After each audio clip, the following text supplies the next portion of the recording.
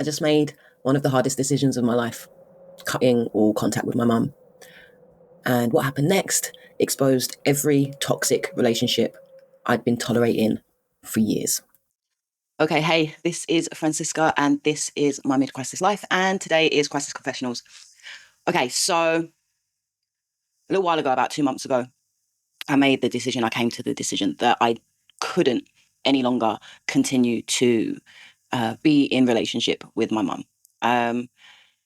So anybody that's been watching will know the story. My mom threw me and my kids out because I finally said no. I finally put up a boundary. There's loads of other stuff. There's loads and loads of other stuff that goes along with that. And if anybody's been watching my videos, then they'll have a little bit of an insight into kind of like what that relationship is like with my mom, and why I made the decision to finally say no, and why she reacted the way that she did. Anyway, I'm not going to go into that, but I'll try and find the video and I'll put it up here if anybody's interested in watching that. But what happened on this occasion was, okay, so she threw me and the kids out the house.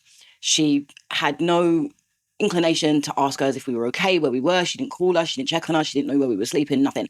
But because I understand her, and I understand that she's a very broken person, and because I understand that oftentimes she doesn't really understand herself enough to know why she's responding or reacting the way that she does, and doesn't have massive amounts of self-reflection. And because, basically I've just been dealing with this all my life, I always choose love. I always choose not to be resentful, bitter, or hold it against her or anything. Anyway, so when I finally went around there to pick up all the stuff, she was like acting like all weird and crazy and like offering us everything. She was like, do you want this? Do you want this? Do you want to take this with you? Do you want to take that with you? After telling us the entire time that we've been living there, yeah, I'm buying this stuff for you, but don't think that you can take it. So I was just like, no, I'm good. Like, it's fine. I don't want any of it, whatever. Anyway, once she realized that things were okay and that there weren't going to be any negative repercussions for her behavior, she very quickly went back to saying things like, well, my son asked for, I think, like a little container that she'd bought, like a little box for his like toiletries and stuff. And he asked her if she could have it. And once she knew everything was okay, she was like, well, I did tell you very clearly that you would not be allowed this stuff. But I suppose you can take it because I'm such a good person, so I'm going to let you take this box for your toiletries. Anyway, on it went. She said to me, listen, can you come around once a week for family dinner? Otherwise, I'm not going to see you. So I was like, all right, fine, man, I'll come around for family dinner. Me and the kids went around there for family dinner about 4 or 5 times. Anyway, the last time that we went there, I was really struggling with my eldest because he is autistic and he finds change really difficult, particularly abrupt change. And he was really, really struggling with his emotions, with his emotional state. And on top of it, I was absolutely exhausted. So I just really didn't have the space or the tolerance to deal with his needs at that point in time. So me and him were getting into it a lot. There was a lot of arguments. And he's a 21-year-old man now. So when he has an autistic meltdown, it's not a child on the floor having a tantrum. It's a big man in your face, like being intimidating and screaming and punching things and throwing things. And it's a lot, right? And on this particular day, I had gone round to my mum's and I was literally at the dining table crying, sobbing my eyes out, saying, I cannot deal with this anymore. My mum's response to that was to say, well, Fran, maybe he just can't help the way that he is, like you've said all the time that he's really rigid in his thinking. Maybe his behavior is just what it is. And I'm like, okay, so he's too disabled to not be abusive to me. So I'm not saying that, but he's really rigid. Maybe this is just part of his disability. And I'm like, okay, but he's not too disabled to not do it to other people. He has self-control in other relationships. Yeah, but with his other family, Fran, he's very scared. There's a lot of fear there. That he can't act the way that he wants to. He has to mask. Okay, yeah, I get that. But how about with this person, with this person, with this person, with this person? I started reeling off names of people who he's not scared of, who are just family friends or friends of mine or family or whatever. Like, how comes he doesn't do it with them? Well, Fran, like kids are always different with their parents. How they treat you to how they treat someone else is completely different. I mean, look at the way you were. Look at the way you were with me. You were absolutely awful with me. It's like, okay, but that's because you were really abusive. Abusive? Me? What are you talking about? I never abused you. You were just an awful child. Right, okay, cool. I'm not making excuses, Fran. I'm not making excuses for his behavior. I am just finding explanations. Okay, cool. All right, fair enough. I went home and I thought long and hard about it. And in the end, I just decided, you know what? Yeah, no, I think I'm done. I think I'm done. I think I've done all that I can in this relationship. And I sent her a message, and it was a long message, but it was a nice message. And I just said, look, this is where I'm at. This is a decision that I've made. I still love you very much. But, if you have to find 3 different explanations for someone's behavior, then it's not an explanation. It is an excuse. And, I don't want to be around people that enable my child to be abusive. My mum also started telling me on that day that being a parent is about sacrifice and that I need to sacrifice more in order to be a good parent to my child. this woman that threw us out the house 5 weeks beforehand. And I'm just like, didn't you sell our house when I was 12 while I was gone for a week? And then go on the holiday that we were supposed to go on? And then send us a postcard saying, I wish you were here. But I need to sacrifice so much that my son can abuse me. Like, what? Anyway, long story short, basically, I just said in that message, I just want to be around people. I want to have relationships in my life with people who cherish and protect me. And I think that making that decision, as difficult as it was and as painful as it was, because I don't want to not have my mum in my life. I love her very much, but the relationship is toxic. So what can I do? And it doesn't really matter kind of what angle I come at it from. It's never really going to change. We're 40 years in now. It's clearly not going to change. And that's not what I want for my life anymore. But I think that making that decision kickstarted this whole process that I'm on of kind of like shedding a lot of toxic relationships. Because at the end of the day, I feel like if I can leave my own mum because the relationship is toxic, then really I can leave anybody, right? So anyone who's been keeping up with my videos will know that I'm going through that process at the moment. And I'm going through the process of shedding a lot of unhealthy, one-sided relationships that I've been in. So last week I was talking about a few friends actually, and the fact that I made a decision that I didn't want to give them any money anymore, which is well within my rights. And I spoke about, how angry I was actually and how I was avoiding a lot of that anger. And actually I really needed to acknowledge and feel and process that anger. I was speaking about how most of my relationships are really one-sided, and that mainly there's just like a lack of effort. There's a lack of like investment in me, in the things that are going on in my life. And I'm always kind of the person who's investing in other people. And I made the decision just to not do that, basically, and to meet people where they're at and to put as much energy into the relationships that I have as they put into me, basically. So yeah, I made that decision, and it was really, really difficult for me because where I have been such a people pleaser, and this has been the basis of most of my relationships, because I'm always trying to do more and give more and be more so that I can prove that I'm worthy, so that I can prove that I have value, so that I can prove that I'm loved, because I feel like unless I'm indisposable, what else do I have to give? Why else would anybody want me around? And I avoided making this decision for such a long time because I was scared that there would be some really serious repercussions if I just said no, if I just put some boundaries in. And it's proven that actually there have been some serious repercussions. Like, I got called all sorts of names. I've been ignored and avoided. I got told if I'm going to be like that, then no, don't expect anything from you. Nobody said thanks. Nobody said well done for putting in any boundaries. Like, it was just like, how fucking dare you? Like, but here's the thing, right? I think that the reaction that I'm getting from people is not their fault. These people are not abusers. They're not abusive, but the dynamics of the relationship are such that there has become an expectation, and with that, a kind of entitlement that I am going to show up in the same way, that I am going to be the same person, and that I shouldn't really be able to say no, and that I shouldn't really be able to put any boundaries in. And I don't actually think that these people understand that these are the dynamics of the relationship, because it's so normalized, right? They're so desensitized to my needs or me having any needs, basically. They're just kind of doing what has always been the case, right? Because I say that I'm a people pleaser, and everybody always says that I'm very empathic. But actually, that empathy has come from a really unhealthy place. It's come from being around a parent who I'm always having to interpret what their mood is, so that I don't feel the wrath of whatever it is that's going on. I'm always having to change and having to compromise and having to bend and be malleable to what this person wants and how this person feels, so that I don't get negative repercussions. So that empathy that I've learned and that's really strong has not come from a healthy place. It's not come from wanting to give. It's come from fear. It's come from being scared that if I don't do this, that I won't be loved, that I won't be protected, that I won't be provided for. It's come from survival, right? And it's put me in like crime. It's like primed me for being in these kind of relationships. And I always thought that it was just my intimate relationships, and all of them have been domestically abusive. All of them have been emotionally abusive. All of them have been psychologically abusive. All of them have been like controlling and coercive, because that is what I learned love was growing up, right? So I've known it in those relationships, but now I'm seeing it across the board. And I'm seeing it more so now that I'm saying no. That I'm saying, no, actually, like, I'm just going to put me first. Is that okay? And everybody's behaving in the way that they are. And it's like that kind of like really difficult to put your finger on, that kind of like really intangible covert abuse. So that kind of like undermining, that kind of dismissing, that invalidating.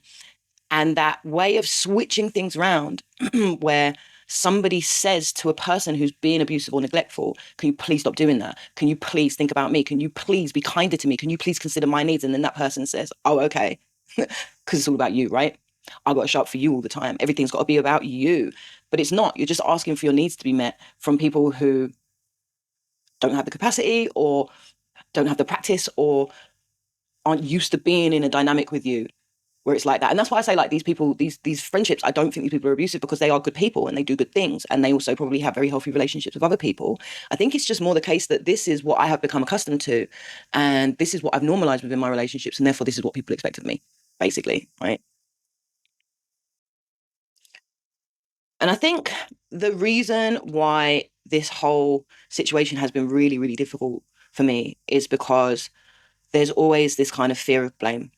There's always this like doubt about whether the way that I feel, whether my emotions, whether the pain that I'm in is valid. And there's this massive amount of guilt over responding in a way that honors me, that asks other people to honor me. So when I made the decision, I knew it was going to be hard and I knew it was going to be difficult just for me on my side, irrespective of what anybody else did or what anybody else said, because I carry that guilt and I carry that doubt and I carry that fear, you know. But the way that people have responded, I mean, I guess in a lot of ways it's added to that, but also in a lot of ways it's compounded for me the need to be out of these relationships. So one of the things that I didn't speak about last week was this message that my friend sent to me where she called me arrogant and ignorant and petty and basically just invalidated absolutely everything I said and gaslighted me about like things that were clearly obviously being done. And she's like, I don't know what you're talking about. But the one other thing that she said in that message at the end of that message was just really cruel. She said to me, I hope you have a really good life. And if it doesn't work out, well, then I guess that sucks for you. All because I just kind of called her out on her behavior and said, no, I'm not really going to take responsibility for not having been around. Here's what I feel is going on. You need to take some responsibility for that. And it really sucks for someone that's been in your life for like, you know, over 20 years to say something like that simply because you're putting in a boundary. But the other thing that she said that was really, really interesting, the one thing that really stood out to me about that whole kind of like barrage of abuse that I got was that she said to me, you do this all the time. And I'm not even going to get into it. This is what she was saying to me. But when you need my energy, then it's all good. But once you're all good, this is how you act. I thought it was a really interesting thing to say because I feel like in one way I could sit, and I have sat in reflection. Do I do that? Am I like that? And I think that there probably is a part of me that's like that. Like, but I don't think it's any greater or less than most people who maybe you don't catch up with your friend all the time, but like when you need them, you might reach out. I just think that's pretty normal, right? And that's not something that I really get annoyed about. I've consistently been there for other people when, I don't know, when they need something from me. But it's beyond that. It's kind of like this real imbalance in terms of like, I don't ever get to talk about what's going on in my life. I don't ever get celebrated. I don't ever get any real support in that way unless things are absolutely dire, right? And it made me think about when she said it. I was like, well, if she's saying that I act aloof at certain times, I think that is true. And there have been times where I've been like, I can't really be dealing with this relationship anymore. Like when she's done things that have really, really hurt me, where she's really dismissed me, where she's really shown me that the things that mean something to me, the way that I need to be uplifted in a relationship, I'm not going to get it. I'm not even going to get any fucking acknowledgement for the things that are going on in my life or the pride that I have in the things that I'm doing. It just doesn't get acknowledged, right? So there have been times where I've been aloof and I've just been like, I can't be dealing with this relationship. But what it made me think about more is why is it that even though I've known this for a long time, and even though there's been times where I've stepped back, why do I go back to the relationship? Why do I put myself back into that dynamic? And I think some of it is to do with familiarity, some of it is to do with convenience, some of it is to do with the fact that like, who the fuck else do I have? Like, I'm not out there trying to build relationships with anyone new. I'm not creating space for anyone new to come in. So I think there's all of that tied up in it. But I think really the main reason why I consistently go back to relationships that I know that are unhealthy, that I know that are toxic, that I know are imbalanced and one-sided is because essentially I'm trying to fix something that was broken, not within that relationship, but something that is broken within me. I'm trying to heal that really unhealthy dynamic, that really unhealthy pattern, or that really unhealthy language of love that I learned as a child. I'm trying to relive this toxic, abusive dynamic that I was brought up in with my mother. And I'm trying to find opportunities in other relationships that mirror that dynamic to be told, no, I am okay. I am lovable. I can speak my mind. I can put in boundaries. I can have free will. I can be loved without being indisposable. And it's like that thing that I was talking about the other day, where I was talking about, like, you know, multiple lives, and how when we make a decision, when we make a choice, that splits off into a different reality. And then that reality continues to exist as long as we continue to have that emotional connection, that emotional cord, and we're pouring that emotion into that life. I think it's exactly the same way. Like, that I have continued to relive this same relationship with my mom over and over and over again. And I will continue to live it until I let it go, until I resolve it inside myself. And I stop looking for similar patterned relationships outside of me to change the dynamic within the relationship, so that I can finally prove to myself that I'm worthy, that I'm valuable, that I'm lovable, right? But the thing is that in order to do that, you have to leave these kind of relationships to be able to find that. To be able to find that dynamic, I have to leave the relationships that already have that dynamic. And I have to fix myself to be able to resolve that emotional fallout of what was imprinted in me at such a young age. And the thing is that, like, I know that in doing what I'm doing at the moment, ultimately creating these boundaries are going to bless me, and they're going to bless these other people. Even if you look down at just like the most practical terms, if you cannot rely on somebody every single month to top up your financial situation, then you're going to have to deal with your own fucking finances. You're going to have to make more responsible decisions. You're going to have to be thoughtful and conscious about what you're doing with your own money. Like, when I told one person that I wasn't going to give them any money, bearing in mind, I just lent them £1,300 in order to buy a football season ticket for the year, because they didn't have any money to buy it. And then they asked me for more money. And I was like, yeah, no, I'm not giving anyone any more money. I gave you that money for the ticket as a exception, because, you know, you've yet let me use it, and you may let me use it again. So I honor that you've done that, and that's why I've done that, but I'm not giving you any more money. That person turned around to me and said, yeah, but the reason I don't have any money is because I just paid for a ticket that you're going to use. And I'm like, you have a whole year to save for this. Like, don't you pay barely any rent and have no kids and no dependents and no responsibility? Like, where the fuck is all your money gone? Like, and not only that, did you not just literally 2 hours ago send me a photo of your brand new kit that you just ordered that cost like £140? Like, but it's my fault that you don't have any money. And that's what I mean. Like, that putting in these boundaries is going to bless that person to hopefully make more responsible decisions. But not only that, like, it will hopefully, not even hopefully, whatever, right? It has the opportunity to also bless these people to look at their own behavior, to look at their own processing and the way that somebody feels that they're being treated by them. But then the thing is, like, or not, right?